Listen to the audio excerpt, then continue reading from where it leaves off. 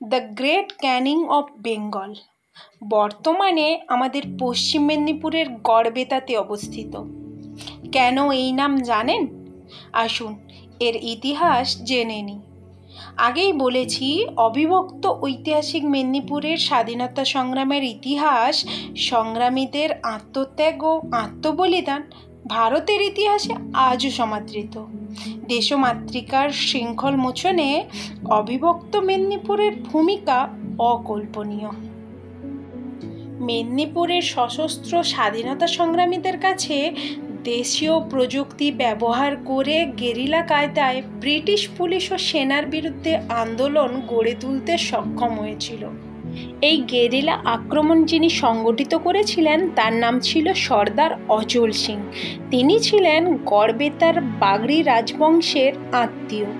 বাগড়ি রাজবংশের প্রতিষ্ঠাতা গজপতি সিংয়ের উত্তরাধিকারী ছত্র সিংহকে ইংরেজরা সিংহাসনচ্যুত করার পর সর্দার অচল সিং তার হাজার হাজার পাইক বাহিনী নিয়ে ইংরেজদের বিরুদ্ধে প্রায় 10 বছর লড়াই করেছিলেন। এই আক্রমণে নাজেহাল হয়ে গড়বেতার গনগনির ডগায় কামান বসিয়ে বিস্তীর্ণ শালের জঙ্গল আগুন ধরিয়েছিল ইংরেজরা। পরে বিশ্বাসঘাতক ছত্র সিংই ব্রিটিশ পুলিশের কাছে ধরিয়ে দেয় অচল সিংকে। তারপরে ব্রিটিশ সেনারা অচল সিং ও তার শত শত অনুগামীকে শালবনের জঙ্গলে দড়ি লাগিয়ে গলায় ফাঁস দিয়ে নির্মমভাবে হত্যা করে।